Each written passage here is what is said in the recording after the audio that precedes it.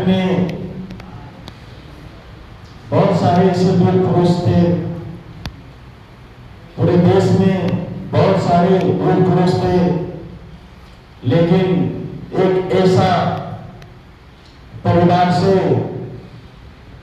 जो गांव के देहात क्षेत्र में आदिवासी परिवार से जन्मे हुए भगवान बिरसा मुंडा जी, जो अपना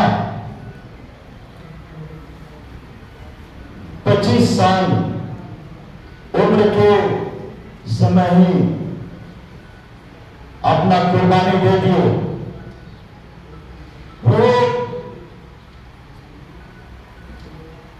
नाम एक ऐसा चीज है जिसको हम लोग जितना कहें उतना कम पड़ेगा। 25 साल में हम लोग जानते हैं कि नौजवान लड़का होते हैं चाहे नौजवान लड़की होती है, और इस समय में अपना जवानी उम्र में वो खून अपना बलिदान दे दिए। ये कोई मिठाई की दुकान नहीं थी कि उनके मम्मी पापा अपने बच्चों को कुर्बानी देने के लिए गिफ्ट कर दिए। वे हमारे लिए, आपके लिए जल जंगल जमीन का रक्षा करने के लिए, पीड़ित शोषित वंचित लोगों को शोषण मुक्त करने के लिए अपना खून का बलिदान दे दिए। आज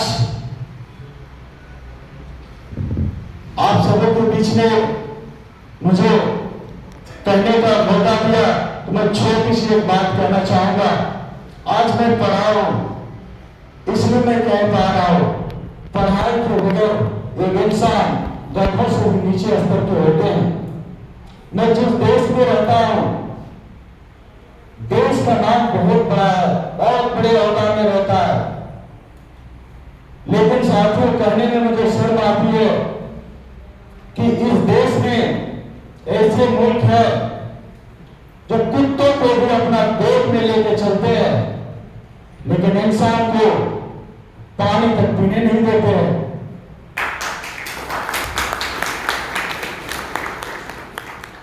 हैरान इस बात की है, मैं तो साइंस की स्टूडेंट रहा हूं, बहुत कुछ नॉलेज तो नहीं है, लेकिन कोई कहते हैं कि नहीं, कोई मुंह से निकले हुए इंसान है।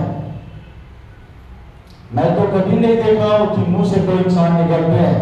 कोई बोलते हैं कि नहीं बाहों से निकले हैं, और जैसे हम लोग बैठे हैं हम लोग पांव से निकले।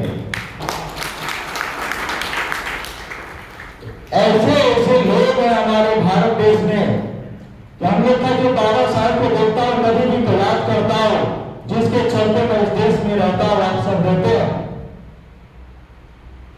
उनके लिए भी सपना नहीं थे कि हम अपना सुन भूत करके देश में घूमे, अपना नाम कमाए।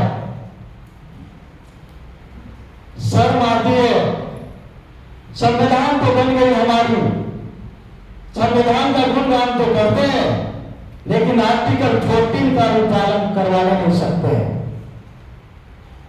एक समानता का बात होता है, समानता अगर होता है इस देश में कॉन्स्टिट्यूशन के अकॉर्डिंग, तो क्या कुत्तों को गोद में लेकर के घूमते लोगों को, जिसको शूद्र बोलते हैं, उसको पानी, खाना और साथ में कहीं बैठने तक अनुमति नहीं दिया जाता है।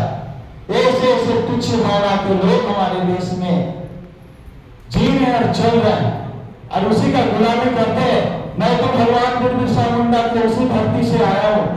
हमारे क्षेत्र कभी आप लोग आएंगे तो साथियों देखेंगे कि सुबह होती है और मजदूर करने के लिए ठीक गाड़ी के ऊपर केबिन लगता है, केबिन में जहां पे सामग्री रखा जाता है, जहां पे गवर्नमेंट द्वारा अलाउड नहीं है बैठने का, अपना जीवन यापन करने के लिए सुबह निकलते हैं, मजदूरी करने के लिए केबिन में उठ करके शहर काम करने जाते हैं।